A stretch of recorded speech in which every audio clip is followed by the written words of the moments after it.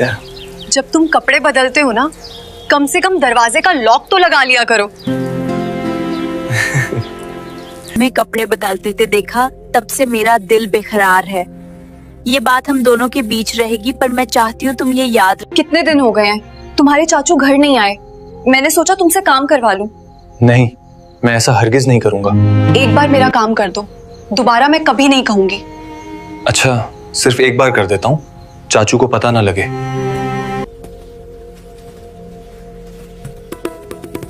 चारी, रात को 2 बजे मेरे कमरे में आ जाना, काम के लिए मैं आपका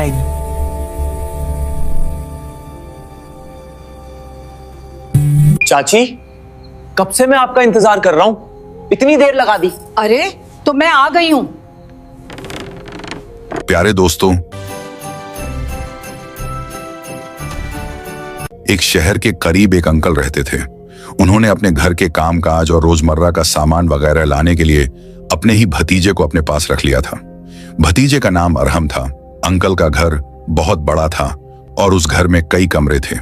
एक दिन अरहम अपने कमरे में था, खिड़कियां बंद करके आराम से अपने कपड़े बदल रहा था। अंदर से दरवाजे की कुंडी नहीं लगी हुई थी। अचानक उसकी चाची अंदर आ गई। अरहम को उस हालत में देखकर वो हैरान रह गई और एकदम से बाहर भाग गई। लेकिन अरहम जरा भी परेशान नहीं हुआ और वैसे ही कपड़े बदलता रहा। जब वो बाहर आया तो चाची ने पूछा, अरहम, अंदर क्या कर रहे थे? अरहम बोला, चाची आपको तो सब पता ही है, काम के लिए देर हो रही थी, कपड़े बदल रहा था। अब मेरे मुंह से और क्या सुनना चाहती हो? चाची ने थोड़ा गुस्से में कहा, वो सब तो ठीक है, लेकिन मुझे देखकर कुछ शर्म तो करनी चाहिए थी। अरहम ने हंसते हुए कहा, चाची मुझे क्या पता था कि आप भी उसी वक्त कमरे में आ जाएंगी? वैसे भी मैं कुछ गलत नहीं कर रहा था, कपड़े ही तो बदल रहा था। चाची बोली, वो बात नहीं है, लेकिन तुम जानते हो किसी औरत का किसी जवान लड़के को उस हाल में देखना ठीक नहीं होता। अरहम मुस्कुराते हुए बोला, तो चाची? अरहम बोला, चाची अगर आप चाहें तो मैं आपकी मदद कर सकता हूं। चाची गुस्से में बोली, तेरा दिमाग खराब हो गया है क्या? इससे पहले कि चाची कुछ और कहती, अरहम वहां से भाग गया। चाची थोड़ी घमंड जरूर थी, लेकिन बहुत खूबसूरत थी।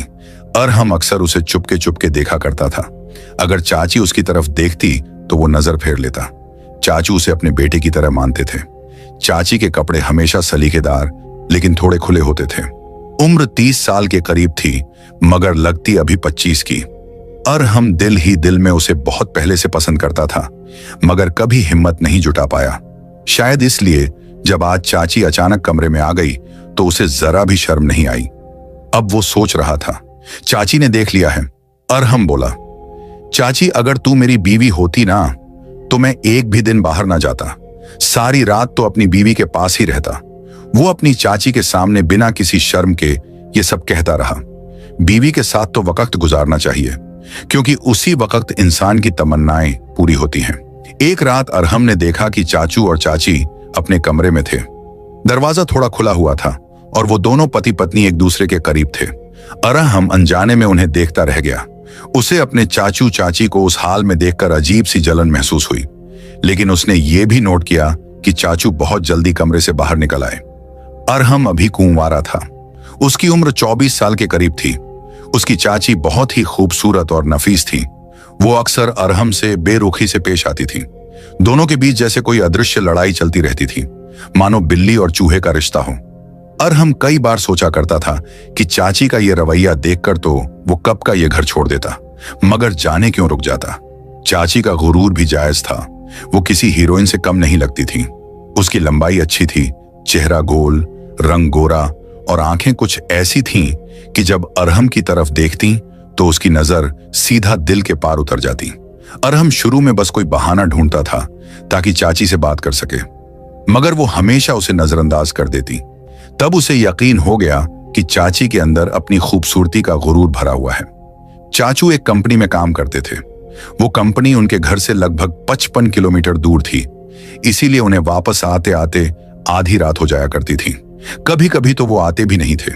अगर काम ज्यादा होता तो कई कई दिन वहीं रुक जाते। रोज का आना जाना आसान नहीं था। उसके मन में एक शख्स जागता, मगर वो कुछ कहता नहीं। अरहम को अब महसूस होने लगा था कि चाची अंदर से बहुत अकेली है। चाचू देर रात आते हैं, कभी कभी तो आते ही नहीं। शायद इसलिए